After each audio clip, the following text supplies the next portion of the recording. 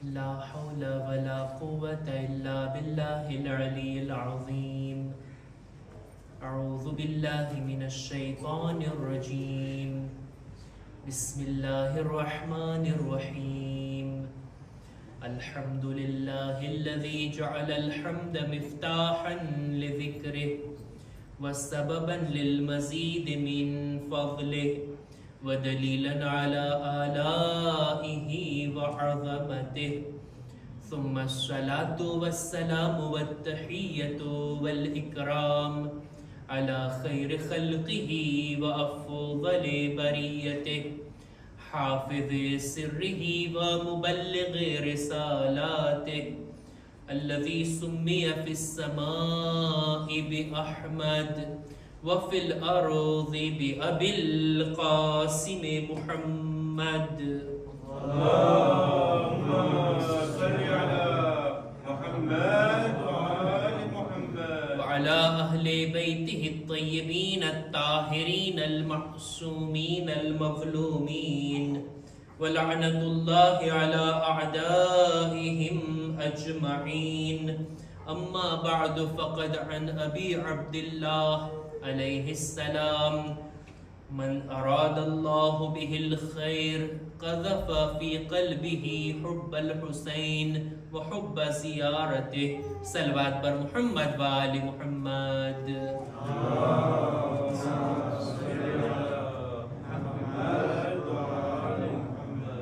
માહે સફરની આ શબે જુમા અને આ દિવસો એ દિવસો છે કે જેની અંદર દૂર દૂરથી અહેલે બેત અલૈહિસ્સલામના અઝાદાર ઝિયારત કરવા માટે કરબલાનો રૂખ કરી રહ્યા હોય છે.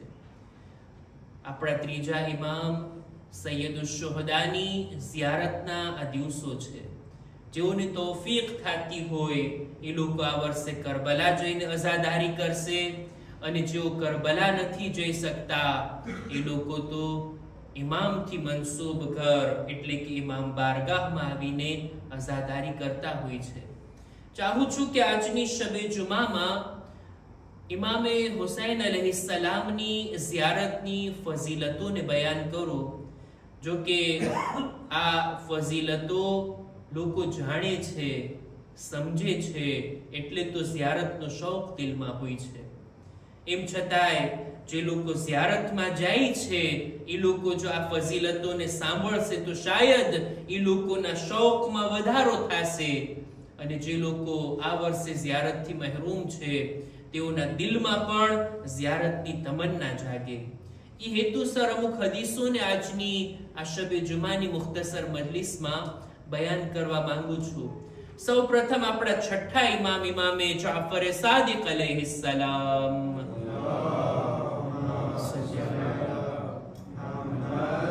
એમની એક હદીસને મેં તમારી સામે બયાન કરી. મૌલા ફરમાવે છે કે ખુદા જેની સાથે ભલાઈનો ઈરાદો કરે ને એના દિલમાં ઇમામ હુસૈનની મોહબ્બતને નાખી દે છે.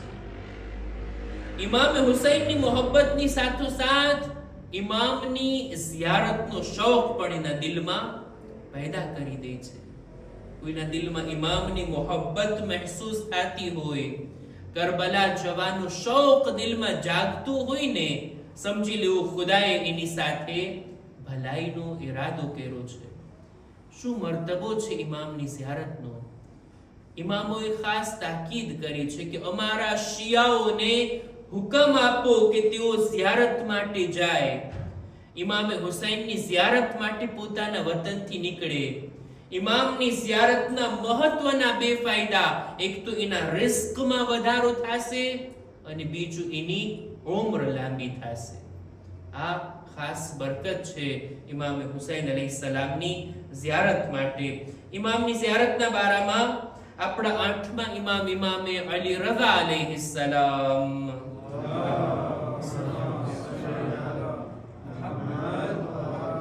પોતાની એક હદીસમાં ફરમાવે છે કે દરેક ચાહવા વાળાઓનો હક, દરેક ચાહવા વાળા ઉપર ઇમામનો એક હક હોય છે. જ્યારે કોઈ ઇમામને આપણે ઇમામ માની લીધા ને, કોઈ ઇમામની વિલાયતને, ઇમામતને આપણે કબૂલ કરી લીધા ને, તો આ કબૂલ કરવું પોતાની સાથે અમુક વાયદા અને વચનને લાવે છે. એક જાતના કૌલ અને કરાર કર્યા છે આપણે આપણા ઇમામની સાથે, અને આ વાયદા વચન કૌલ કરાર સંપૂર્ણ થાય છે ક્યારે?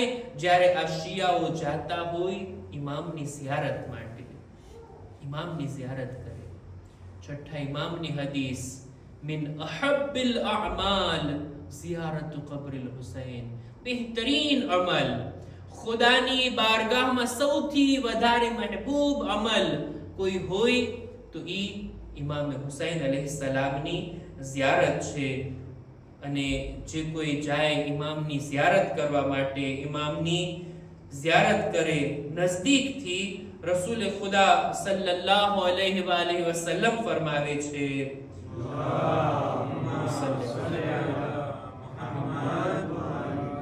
જે કોઈ પણ મારી ઝિયારત કરવા માટે આવે ને, કયામતના દિવસે હું એની શફાઅત કરનાર બનીશ. આ ઇમામની અને રસૂલ ખુદાની, અહેલે બેતની ઝિયારતની આટલી બધી ફઝીલતો આપણને જોવા મળે છે. ઝિયારત એટલે મુલાકાત. ઇમામ જ્યારે હયાત હતા, લોકોની દરમિયાન હતા, લોકો જાતા એમના દીદાર કરવા માટે, એમના ઘર સુધી એમની સાથે વાત કરવા, મુલાકાત કરવા માટે. અને જ્યારે એમની શહાદત થઈ ગઈ, હવે એમના હરમમાં ઇમામની કબ્રની ઝિયારત માટે આપણે જઈએ છીએ. અને આ ઝિયારત કરવું આપણી મુહબ્બતનું પણ એક સબૂત છે.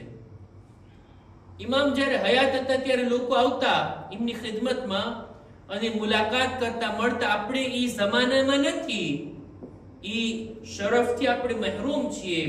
તફાસીરની અંદર મળે છે, તફસીરની કિતાબોમાં એક માણસ રસૂલ ખુદાની ખિદમતમાં આવીને અર્ઝ કરે છે, યા રસૂલલ્લાહ, તમારા દીદારનો શોખ એટલો બધો મને પેદા થાય છે, તમારી મુલાકાત કરવાનું એટલું મને મન થાય છે, તમારાથી એટલી વધારે મોહબ્બત કરું છું કે મારા બાલ બચ્ચાઓ કરતા પણ, ખુદ મારી જાત કરતા પણ તમારી મોહબ્બત મારા દિલમાં વધારે છે. એટલે જ યા રસૂલલ્લાહ, જ્યારે પણ ઘરમાં હો, તમારી યાદ આવે એટલે તરત નીકળી પડું છું કે આવું અને તમારા દીદાર કરી લઉં. આ માણસ ખુશનસીબ હતો, જ્યારે ચાહતો આવતો રસૂલ ખુદાની ઝિયારત કરવા માટે. આ માણસ કહે છે, યા રસૂલલ્લાહ, મને એક વિચાર આવ્યો, અને તે આ કે જો હું દુનિયાથી ચાલ્યો જાઉં, મરવા બાદ બે હાલતથી મારી હાલત ખાલી નહીં હોય. યા તો મારું ઠેકાણું જન્નત છે, યા તો પછી જહન્નમમાં હો તો પછી વાત જ મૂકી દઈએ.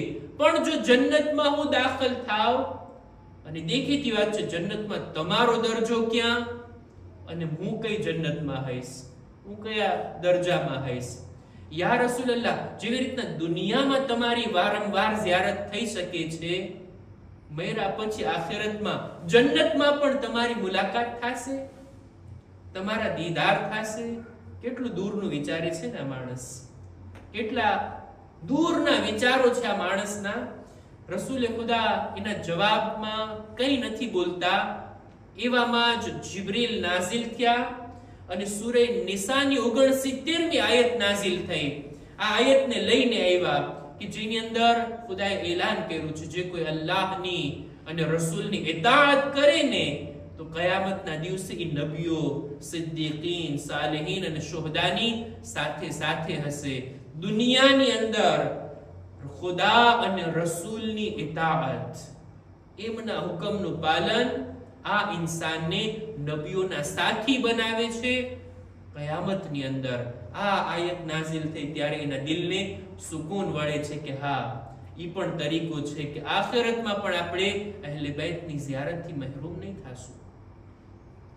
અને આ ઝિયારતના સફરમાં જો કઈ તકલીફ પડે, કઈ સખ્તી ભોગવવી પડે, તો પણ ઇમામની મોહબ્બતમાં ખુશી ખુશી એને ભોગવી લેવામાં આવે, એનો પણ દરજ્જો છે. આપણા પાંચમા ઇમામ, ઇમામે મુહમ્મદ બાકિર અલૈહિસ્સલામ,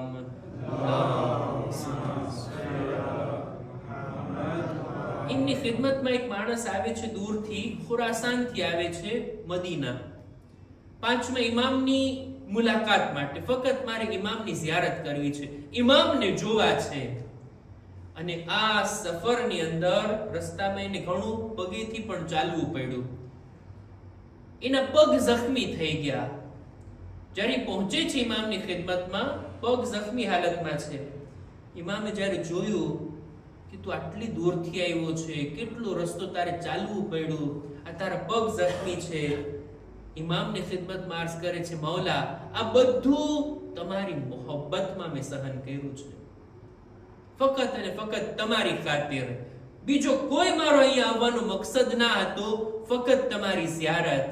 ત્યારે 5મા ઇમામ કહે છે, જો તું સાચું કહેતો હોય ને, આ મોહબ્બતની વાત હોય ને, તો જાણી લે, આ દુનિયાની અંદર એક પથ્થર પણ જો અમારી મોહબ્બત રાખશે ને, કયામતના દિવસે પથ્થરને પણ ખુદા અમારી સાથે મહેશૂર કરશે.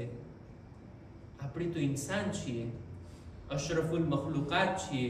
આપણે જો અહેલે બેતની આવી સાચી અને ખરી મોહબ્બત દિલમાં વસાવશું ને, તો દુનિયામાં તો અહેલે બેતના નામ સાથે છીએ, આખિરતમાં એમની ઝાતની સાથે, એમના હુઝુરની સાથે ખુદા આપણને મહેશૂર કરશે.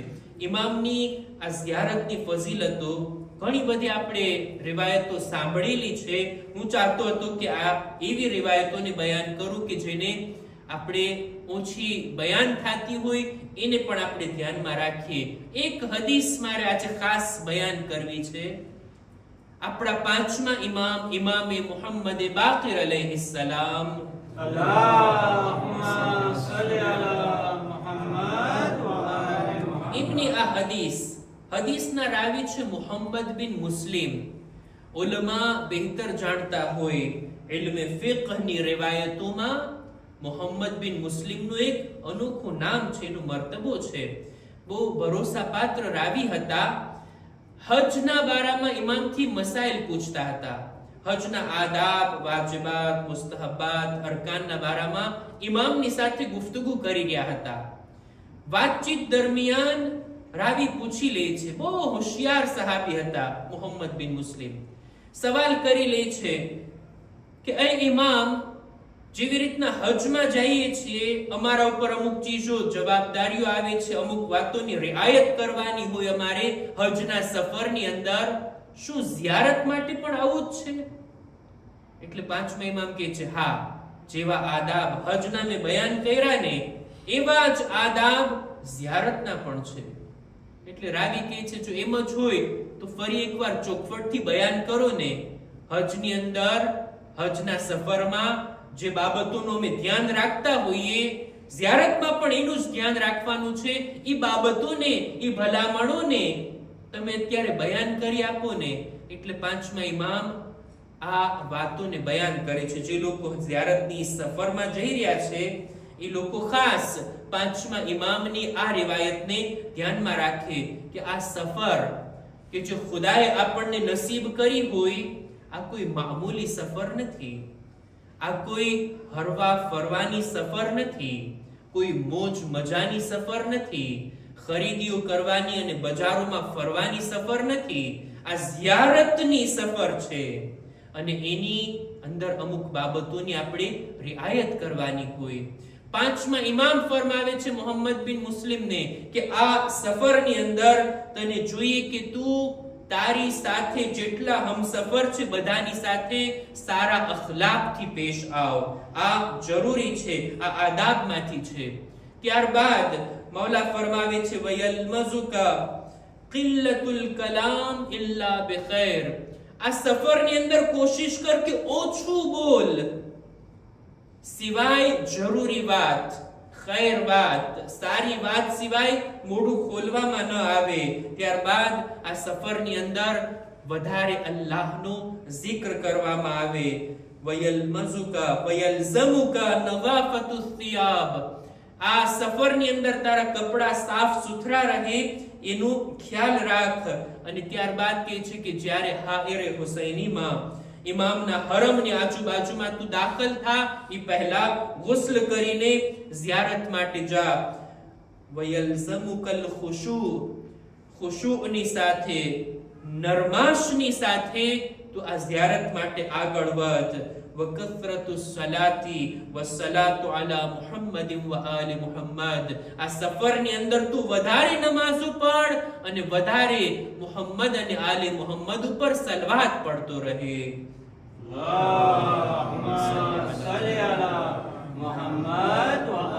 ઇમામની ઝિયારતના આ આદાબ જે હજમાં હતા ઈ જ આ છે કે જેની રિઆયત કરવાની છે. હજી આગળ ઇમામ ફરમાવે છે વયલઝમુક તવકીર લિઅખઝ મા લૈસા લક. આ સફરની અંદર કોશિશ કર જે ચીજ તારી નથી એને ના ઉઠાવવામાં આવે. જે ચીજ તારી નથી બીજાઓની છે એનાથી ઉપયોગ ના કરવામાં આવે. આ સફરની અંદર તું તારી આંખોને કંટ્રોલમાં રાખ. ન જોવાની ચીજોથી પોતાની આંખોને બચાવ. ત્યારબાદ કહે છે કે આ સફરની અંદર જે કોઈને કોઈ પણ ચીજની જરૂરત હોય, એના સામાનમાં એ ચીજ પૂરી થઈ ગઈ હોય, ઘટતી હોય, ના હોય, તું જરૂરતમંદોની જરૂરતને પૂરી કર. સફરમાં એવું ના બને કે તારી આજુબાજુના લોકો તકલીફમાં હોય. ત્યારબાદ ફરમાવે છે કે આ સફરની અંદર જ્યાં તકૈયા રાખવાની જરૂરત હોય, જરૂર પડે ત્યાં તકૈયાની રિઆયત કર. આ સફરની અંદર કોશિશ ઈ કર વલ વરઉ અમ્મા નુહીત અન. આ સફરમાં ગુનાહ ના થાય. મુસ્તહબ સફર છે, ઇબાદત વાળી સફર છે, ખુદાથી નજદીક થવા વાળી આ સફર છે. એની અંદર ગુનાહથી બચવામાં આવે. આ સફરની અંદર એકબીજાથી દુશ્મની કરવાથી બચવામાં આવે. આ સફરમાં કસમ ખાવાથી બચવામાં આવે.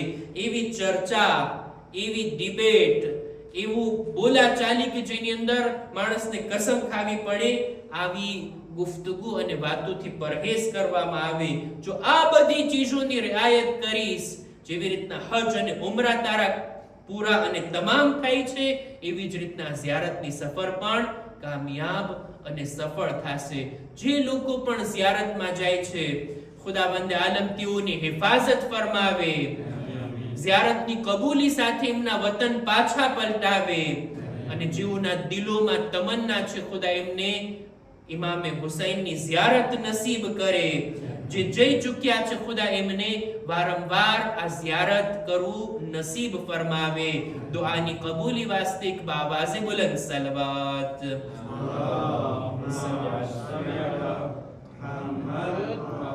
ઇમામે હુસૈનની ઝિયારત, ઇમામોએ આટલી ફઝીલત બયાન કરી, આટલા આદાબ બયાન કર્યા, એવી ઝિયારતોની તાલીમ આપી કે ત્યાં જાઓ અને આ શબ્દો વડે ઇમામને સલામ કરવામાં આવે. આ બધી riwayatોને જોતા અમુક ઉલમા ફતવો આપતા હતા કે જેના પાસે જવાની ક્ષમતા હોય એના માટે વાજિબ છે કે ઇમામ હુસૈનની ઝિયારત માટે જાય. અમુક ઉલમાએ વાજિબ હોવાનો ફતવો પણ આપેલ છે. ઇમામ હુસૈનની ઝિયારત શું બરકતો રાખે છે ઇન્સાનની જિંદગીમાં, ઇન્સાનની હિદાયત માટે, ઇન્સાનની આખિરત સુધરે ઈ માટે, ઇન્સાનનું ઈમાન મજબૂત થાય, ઇન્સાનની જિંદગીનો અંત બહેતર આવે. કેટલી બધી ખાસિયતો છે ઇમામ હુસૈનની ઝિયારતની. ઇમામના પહેલા ઝાહિર હતા જનાબે જાબિર, કે એમના મસાઈબ આપણે સાંભળશું ચહેલુમના દિવસોની અંદર. પણ ઇમામની અત્યારે આપણે એમના હરમની ઝિયારત કરીએ છીએ, એમના ઝરીહની ઝિયારત કરીએ છીએ. દુરૂદો સલામ થાય એમના અહેલે હરમ ઉપર કે જેઓ અસીર અને કૈદી બનીને જઈ રહ્યા હતા, ત્યારે ઇમામનો જનાઝો, ઇમામની લાશ કરબલાની જમીન પર હતી, બે ગોરો કફન હતી. એ લોકોએ ઇમામની આ હાલતને જોયા હતા. એવી રીતના દૂરથી ઇમામને જોઈ અને આ લોકો અહેલે હરમ પોતાને સવારી પરથી નીચે પછાડી દેતા હતા. ઇમામના પામાલ લાશાને જોઈ જનાબે ઝૈનબ એટલા દિલગીર થાય છે, એટલો અફસોસ કરે છે કે એ ભાઈ કૈદી અને અસીર બનીને જાઉં છું, તારી શહાદત બાદ તારા પૈગામને, તારા મકસદને બયાન કરવા માટે ઝૈનબ અસીર થઈને કૂફા તરફ અને શામ તરફ જઈ રહી છે. જનાબે ઝૈનબે પોતાના ભાઈથી વિદાય લેતી વેળા ચોથા ઇમામની તરફ જોયું. એવી હાલત હતી ચોથા ઇમામની. ચહેરાનો રંગ બદલી ગયો હતો. એવું લાગતું હતું જાણે ઇમામના બદનથી રૂહ જુદા થઈ જશે. જનાબે ઝૈનબ કહે છે, એ સૈયદે સજ્જાદ, પોતાને સંભાળો, તમારા સિવાય અમારા સાથે કોઈ નથી. ચોથા ઇમામ કહે છે, એ ફૂફી અમ્મા, તમે જોયા ને, દુશ્મનો પોતાના નજીસ લાશાઓને ઉઠાવીને લઈ ગયા, એને દફન કરી દીધા. હાય ફરઝંદે રસૂલ, બે ગોરો કફન એમની લાશ જમીને કરબલા પર પડી છે. અરે જેનો જવાન દીકરો મોજૂદ હોય, શું એના બાબાનો જનાઝો આ રીતના દફન થયા વગર પડ્યો રહે? આ ભૂકા ઉપર જનાબે ઝૈનબ દિલાસો આપે છે, એ સૈયદે સજ્જાદ, એક સમય આવશે કે જ્યારે અહીંયા કબરો બનશે, અહીંયા લોકો દૂર દૂરથી ઝિયારત કરવા માટે આવશે. આ ઇમામની ઝિયારતના શૌકમાં લોકો કુરબાનીઓ આપીને પણ આવવાના છે. બસ અઝીઝો, ઇમામે હુસૈનની આ તકલીફ, એમનું બેગોરો કફન હોવું ચોથા ઇમામ માટે આટલું સખ્ત હતું. પણ ઇમામ મોજીઝાથી આવ્યા હતા ને, ઇમામને દફન કરવા માટે આવ્યા હતા. ઇમામને દફન કર્યા બાદ, સિપુર્દે લહદ કર્યા બાદ, હવે ઇમામે હુસૈનની એક એવી મુસીબતને આપણા ચોથા ઇમામ યાદ કર્યા અને કબ્ર ઉપર પોતાના આંગળીના નિશાનથી લખે છે, هذا قبر حسين بن علي الذي قتلوه عطشانا. આ હુસૈન ની કબ્ર છે જેમને પ્યાસા શહીદ કરવામાં આવ્યા. આખરી દમ સુધી એક કતરો પાણી પણ એમને ન આપવામાં આવ્યું. એમના પ્યાસા ગળાને ઝિબા કરવામાં આવ્યા. લعنતુલ્લાહ على القوم الظالمين وسيعلم الذين ظلموا أي منقلب ينقلبون. إنا لله وإنا إليه راجعون.